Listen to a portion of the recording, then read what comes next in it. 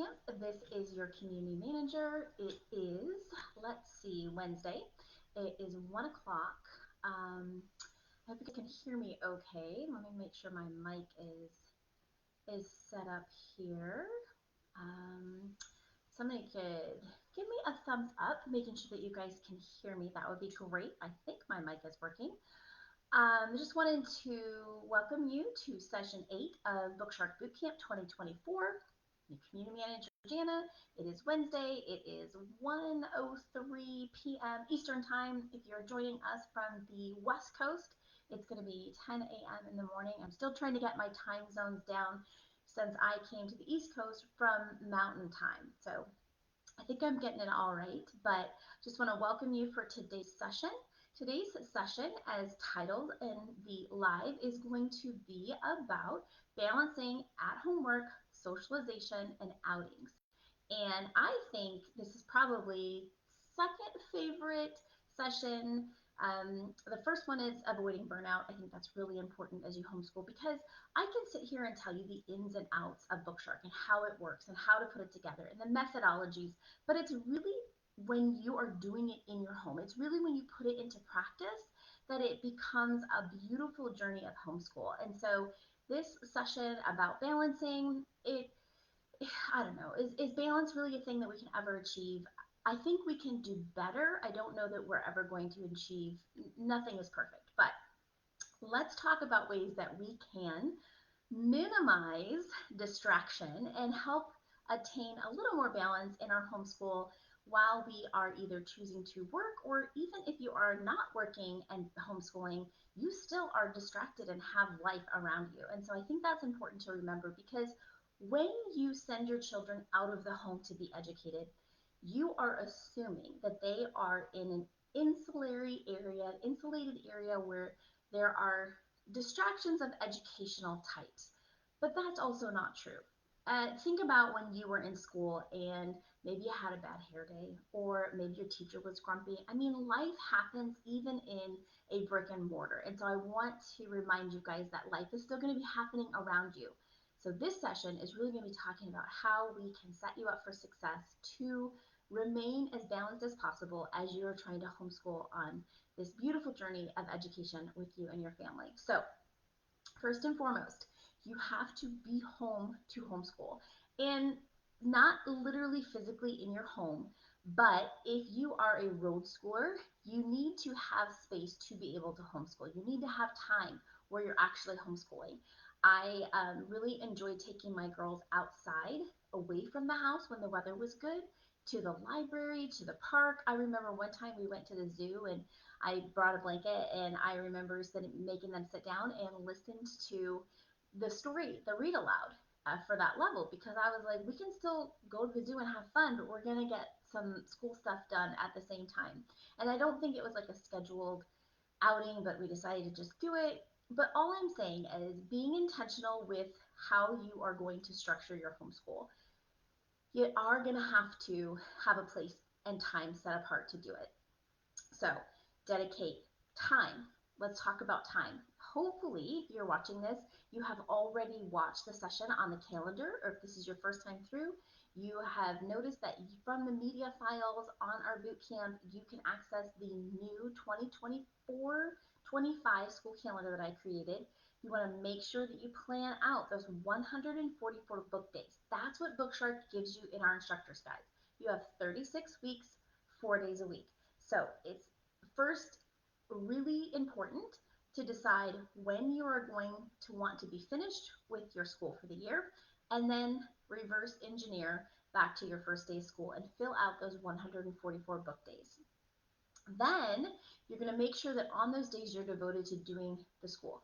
You're going to use your calendar to help keep you accountable, because it is super easy to want to go after that next thing that, oh, something was presented. And while flexibility is also a huge part of homeschool, you can become so flexible that you forget to do and invest your time into the curriculum that you've purchased for the year. So it's a balance, right? You want to be able to say yes to the things. So say yes to doing the school on the days that you have penciled it in. You have one flex day a month. so that if something fun does come up, you can use that flex day. And then we are only 4 days a week. So if you're not doing a co-op, you have one flex day a week actually. And for those of us who are non-traditional, you don't have to school Monday through Thursday or Tuesday through Friday. Something may come up and you might want to school Tuesday through Saturday or maybe through the weekend and take off Tuesday and Wednesday during the week.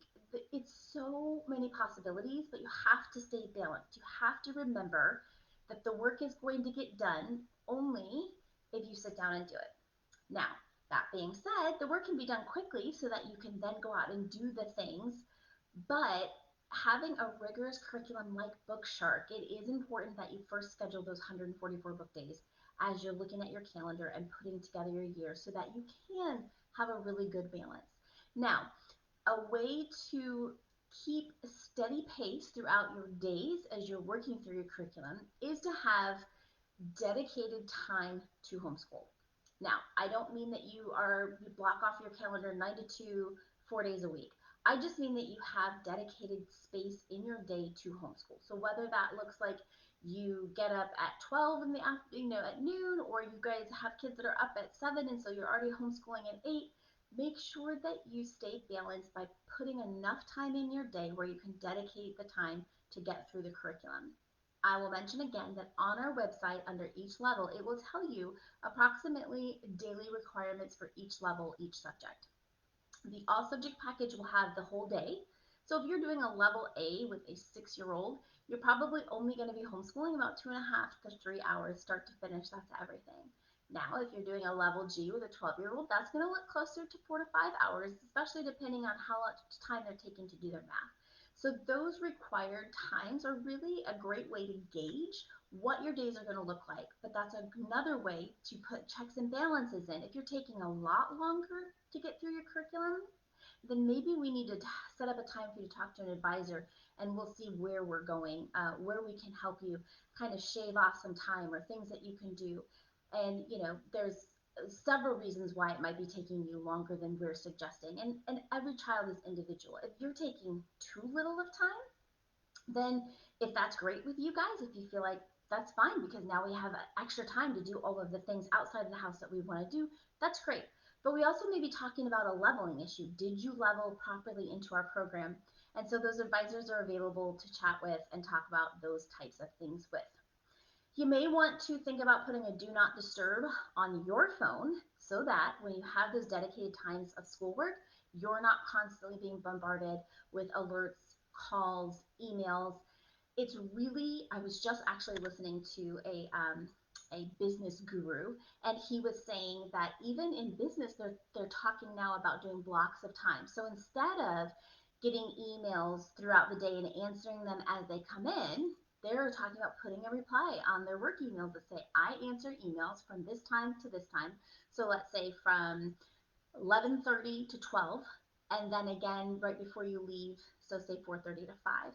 That way you can take that concentrated half hour 2 times a day to really be intentional and not be constantly distracted from the work that you're doing. I want to take that same concept and talk about it in the realm of keeping a balance at homeschool. Put an alert on your phone. If you have Apple phone, and which is what I use, but I know there is another one out there, the Android. I am sure Android also has alerts, but it will say like, I will get back to you later at such and such time, or you can personalize the message. But it's really important that when you make these blocks of time to do your school, that you are focused as well. If you have a job that doesn't give you that type of flexibility, obviously that's totally different. But if you can arrange with your employer, if you're flexible and you're doing at home remote work like myself, that says, hey, during this time to this time, I can't take in work email. I will respond when we take a break. We talked about the 2010 rule or the 45-15 rule if you have older kids. That's a great time during that break while they're running around doing laps or jumping jacks that you can check in, um, and talk to either personal or work. Let your spouse or partner know, or your mom, like, hey, don't call me during this time because that's when we typically do our read aloud and I want to make sure they don't get distracted with the kids. You don't think that that's a big deal, but I will tell you, your day will get away from you so quickly and you won't even know where the time went because you were also distracted. You're going to have to rein in those kids anyway. So don't make it twice as hard to have to rein in yourself because the rest of your world is trying to get in during that time.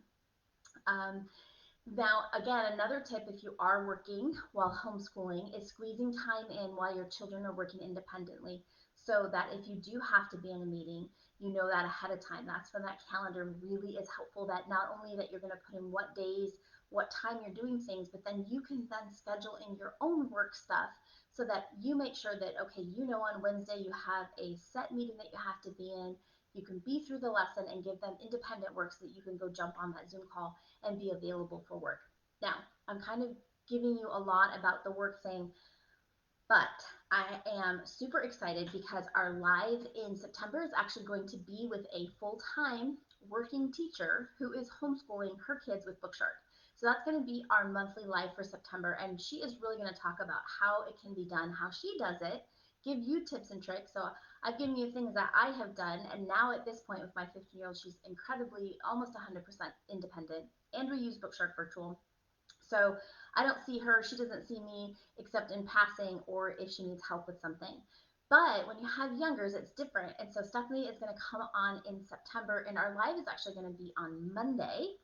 I believe we are scheduling it for, let me look at my calendar here. So I'm going to make sure that you guys know Monday, September 9th. It's going to be our regular scheduled time, so 1 p.m. Eastern, all the way at same 10 a.m. Central, I'm sorry, 10 a.m. Pacific. But she's going to be on and giving us some great tips and tricks on how to manage that as well. And I'm super excited because she's got a whole plan that she's going to share with you guys. All right, so next we talked a little bit about balancing the at work, just life in general. Let's talk about socialization. I know that is something that comes up even now. I am 46. I graduated homeschool in 96. And even then, people talked about socialization, and we're still talking about it. And I want to tell you that we have built in 36 elective days into the program. So if you're in a co-op, that's your fifth day a week that you're going to be at your co-op, whether it is your community co-op or church co-op or district co-op. But Bookshark is 4 days a week, and then that fifth day is your elective day, which you are then doing your co-op. Maybe your co-op doesn't run the whole year. So as you're penciling in your calendar, make sure that you take those days. So if you're not going to co-op, you can maybe find some theater to go to. They have homeschool days or productions where like the high school is performing during the day and they let other schools come in to watch. I know as a kid that we used to do that.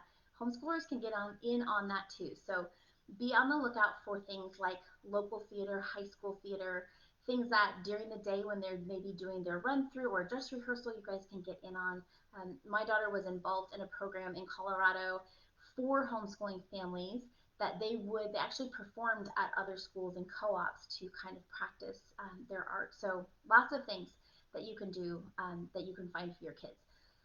Musicals, which I guess is part of theater, but maybe just music performances, science centers, sports activities, art museums, so many options for homeschoolers to not only be out in the real world where they can be exposed to the great things of art and science and the Natural History Museum. I mean, there's so many things that we have access to now as homeschoolers as our society has embraced this newer way of educating that you might not even know that you can tap into in your community. So I would definitely start Googling some of those things and get them on your calendar. Look in your guide and see the kind of units you're going to be in, where in the timeline you'll be in, maybe like in Thanksgiving. And then see if there's an event that kind of coordinates or lines up with at least a relative um, close to the time that you're talking about, or maybe an event that you're talking about. It just takes a little bit of intentionality, but you can find some really great things to do that will tie into what you're learning about in BookShark. And if it doesn't tie in, that's okay too. Learning is still learning, but I'm just encouraging you that you're not going to you shouldn't have a problem with socialization as you homeschool. And for these very things that you can have these fun gatherings and do activities, if you don't have an organized co-op that is going to do these things for you, start small. Maybe just invite another family that you know that are homeschooling. Doesn't matter that you guys aren't using the same curriculum. You can just go out together because your time is more flexible. So maybe start with something like that. Invite others.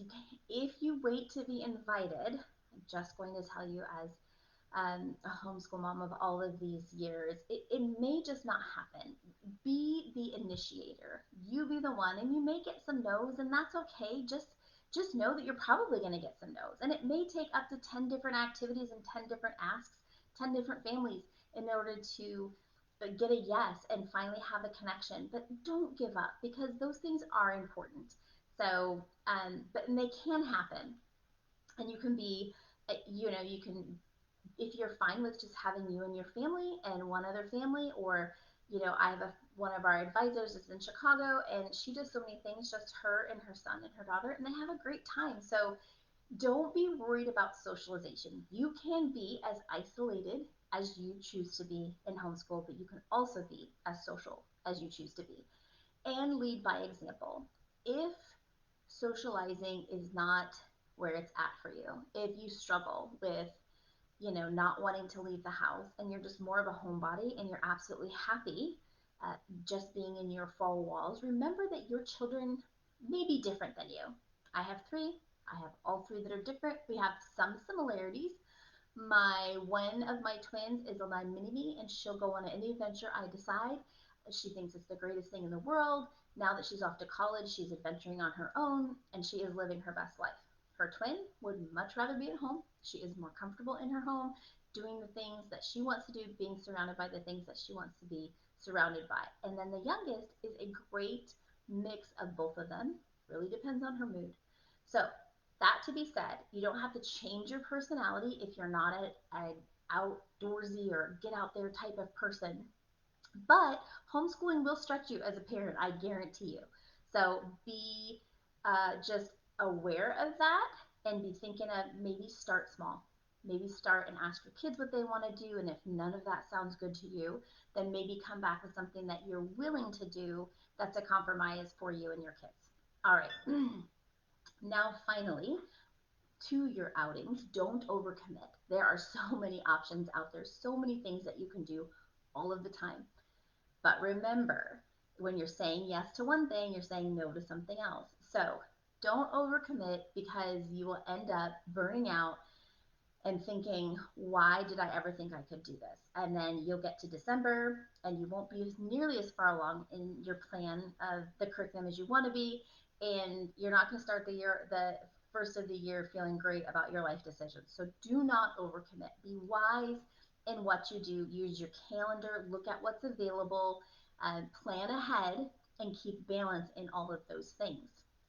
Remember that if you're part of a co-op or a charter that requires your child attendance, that is definitely going to have to come first.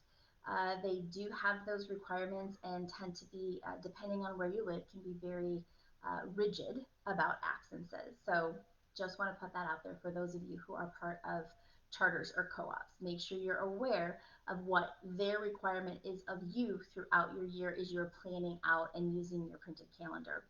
And use the calendar, use pencil or at least erasable pen, so that when you have things that don't quite line up and life ends up being not perfect like we know it is, you don't feel like you have to start all over and you have to reprint the calendar, and you don't, you feel like, just then you throw up in the air and you just want to forget everything. You don't want to feel that way. So I encourage you, use something that you can erase, because believe me, you will be erasing and moving things around, and that's okay. That is just part of life. Again, start with the end in mind, where you want to finish off the year.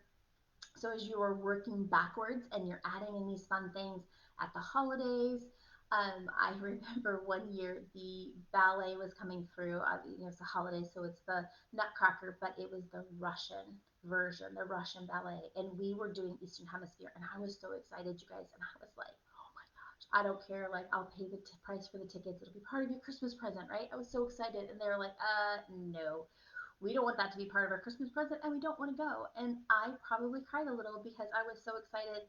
In hindsight, I should have just gone by myself or with a friend, if they hadn't wanted to go. But fast forward a few years later, we had a friend who was really into ballet. She invited us to the Denver performance one year. We went with a big group of homeschoolers, and the girls went and they enjoyed it. So while I didn't get my Russian ballet of the Nutcracker, we did end up making a memory around that anyways. But just think about those things. Like if you know there's something that you want to do or you're excited about it, you do have to have some foresight into what's coming up.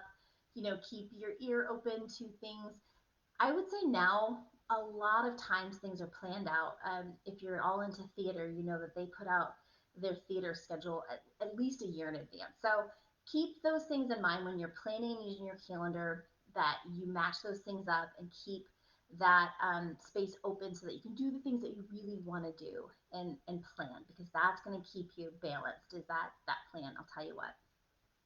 In the end, remember that you, as the parent or grandparent or teacher, however you're related to your child, the child that's being homeschooled with you have to take care of yourself. You have to re energize, you have to rest, and you have to remember to trust the process, because you're in for a delightful journey, but it's not without its bumps in the road. So think about last week's session, what you're going to do to avoid burnout, connect with adults, with your partner, with your person, what you're going to do personally to fill your cup, because that's going to really keep balance as to what your year looks like as you move forward in this homeschool journey. All right, you guys, that's all I had. I'm going to make sure we don't have any comments. Let's see. Okay, Amber said she's already 2 weeks in and she had to shuffle her calendar around because her son was sick. I mean, that's the kind of stuff that I'm talking about. Whatever you do, use pencil. You will thank me for it later. Next week is our bonus session. I'm going to talk a little bit more about outsourcing, recruiting help from other people in your home or other family members and friends, ways to free up a little bit of your time if you're the primary homeschooler, creative things that you can do in order to feel like this isn't your life 24/7. It does feel that way in the beginning, but I promise that will lessen as you are walking through your routine and getting into more of a groove and understanding how it all works together and really getting comfortable with the material. So right now, yes, it does feel like full-time job. You're in it. That's all you can do. But I promise this will lessen as you continue to walk through this journey. So that's what I'm going to talk about next week. I will post the Q&A, so if you guys have any questions about balancing socialization and outings, I'll get those answered for you on Monday. And then mark in your calendars Monday, September 9th for our live with Stephanie. We're going to be talking about how to homeschool if you are a full-time working parent. Hope you guys have a great Wednesday. Have a wonderful weekend, and I will see you on Monday. Bye-bye.